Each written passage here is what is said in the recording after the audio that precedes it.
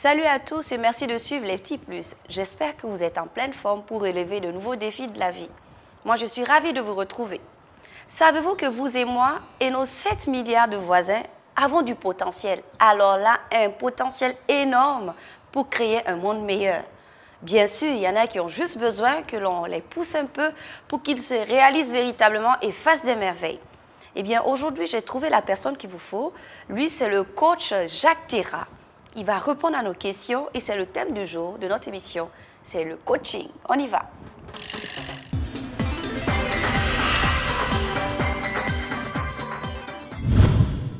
Monsieur Théra, merci de nous recevoir pour partager votre expérience avec nous et avec les téléspectateurs.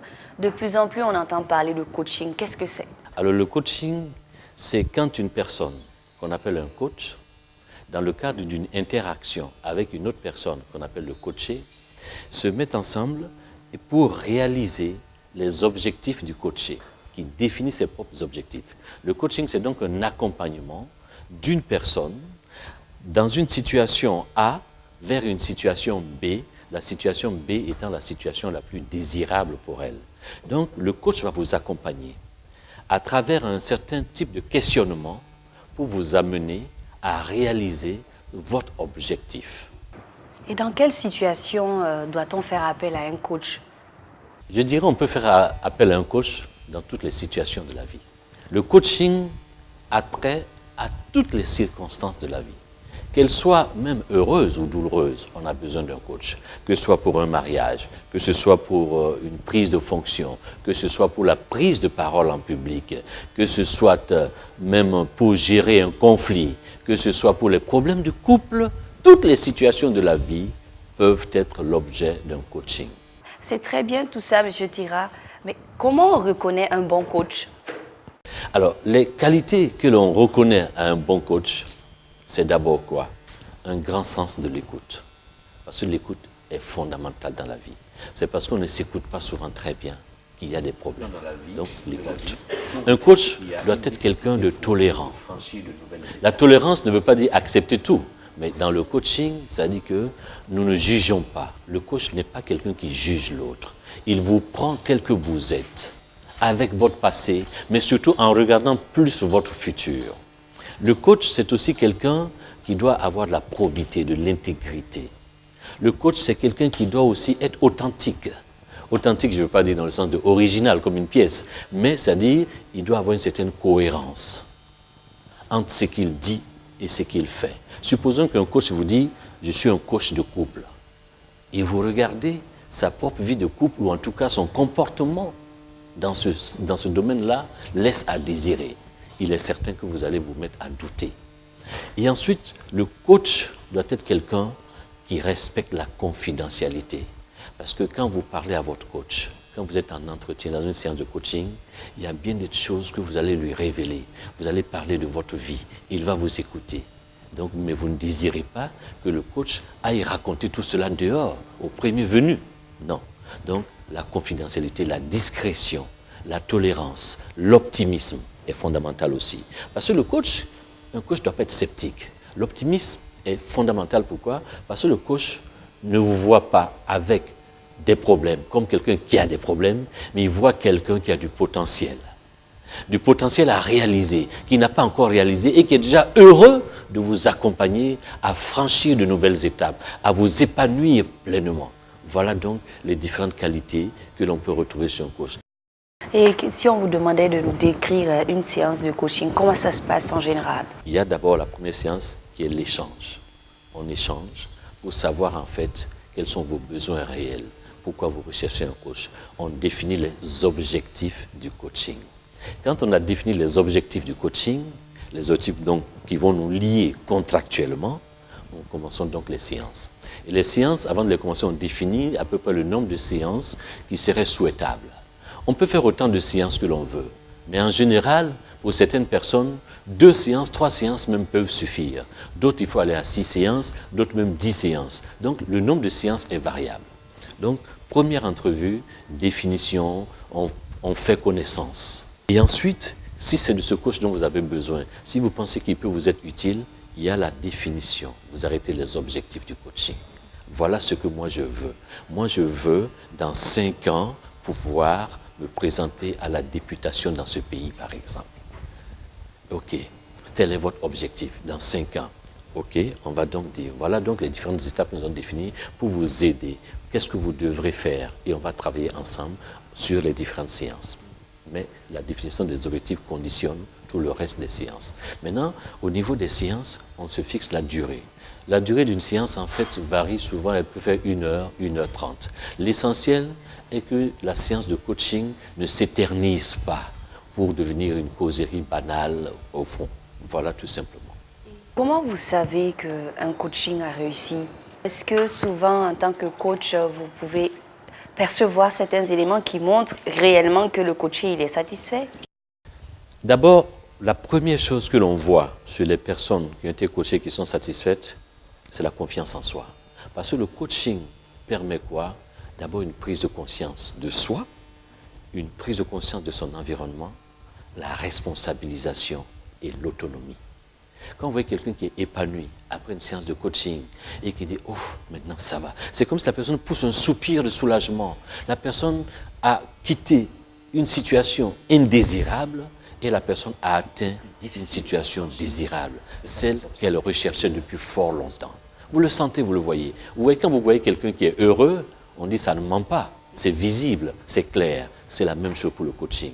Donc c'est quelque chose de palpable, on peut le constater. Après un coaching, qu'est-ce qu'un coaché doit faire pour ne pas retomber dans la situation de départ? Cela aussi relève de la responsabilité du coach lui-même.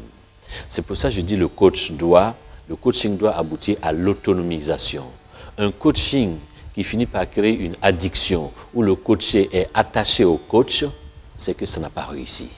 Quand vous avez fini votre séance de coaching, vous êtes satisfait, vous n'avez plus besoin de revoir ce coach, sauf peut-être pour un bonjour en passant, parce que les relations humaines restent les relations humaines. Mais en dehors de cela, votre contrat est achevé, le coach ne vous recherchera même pas. C'est fini, c'est fini. Alors, Monsieur Terra, si on comprend bien, ça veut dire que le coaché, une fois que l'objectif d'aujourd'hui est atteint, il peut revenir pour d'autres objectifs, pour d'autres soucis qu'il rencontrerait. Il peut parfaitement revenir pour d'autres objectifs.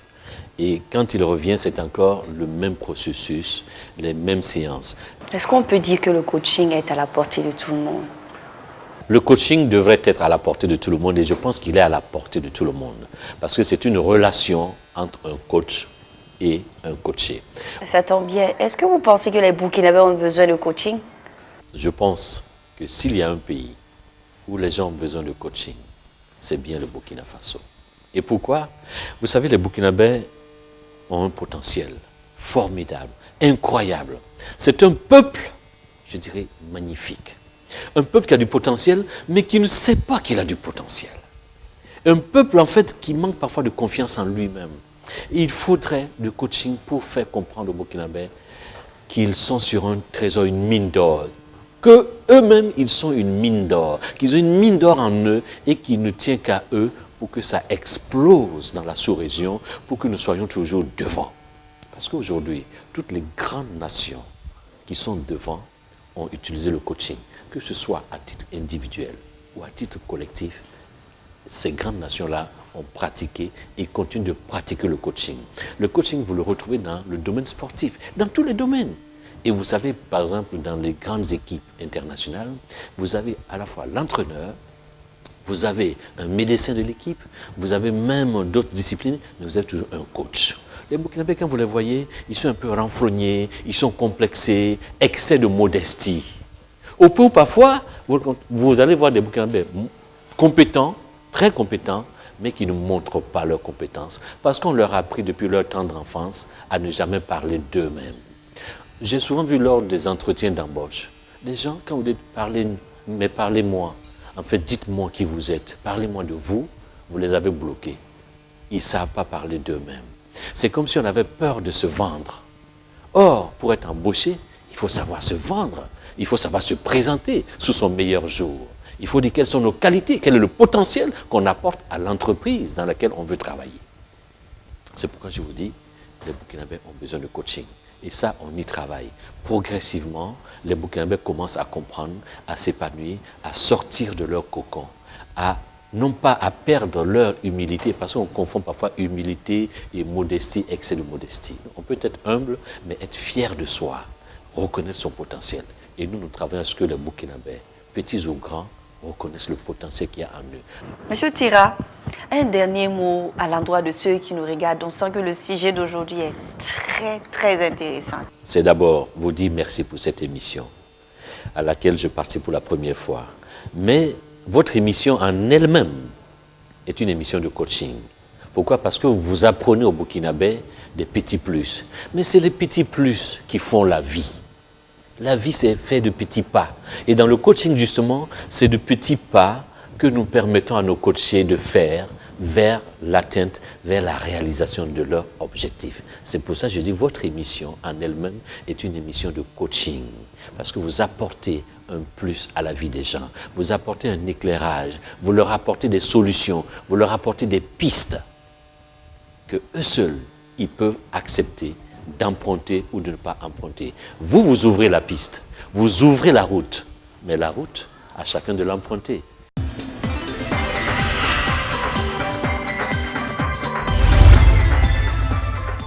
Récapitulatif. Le coaching est un art de vivre, c'est un accompagnement d'une personne dans une situation non désirable vers une situation désirée. Le coach intervient dans toutes les circonstances de la vie, gestion de conflits, le sport, la carrière professionnelle, la prise de parole en public, la vie de couple. Un bon coach a un grand sens d'écoute, il ne juge pas, il respecte la confidentialité, fait preuve de tolérance, d'optimisme, d'intégrité, d'authenticité et de compassion. Un coaching réussi aboutit à l'autonomisation, à la confiance en soi renforcée, à la responsabilisation du coaché. Un coaché qui a atteint son objectif est rayonnant et a la joie de vivre. Le coaching est à la portée de tout le monde.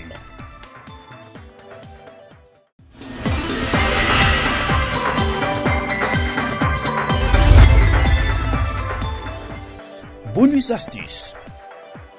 Le coaching permet de faire de petits pas pour la réalisation de vos objectifs, de vos ambitions, de ce qui vous tient à cœur pour un meilleur confort de vie. Alors, n'hésitez plus. Voilà, il est temps de se dire au revoir. J'ai été ravie de présenter ce numéro des petits plus. N'oubliez pas que vous êtes précieux et que vous avez du potentiel. Il ne tient qu'à vous et vous seuls de décider de ce que vous voulez être. Prenez de nouvelles résolutions. À très vite pour un autre petit plus. Bye bye.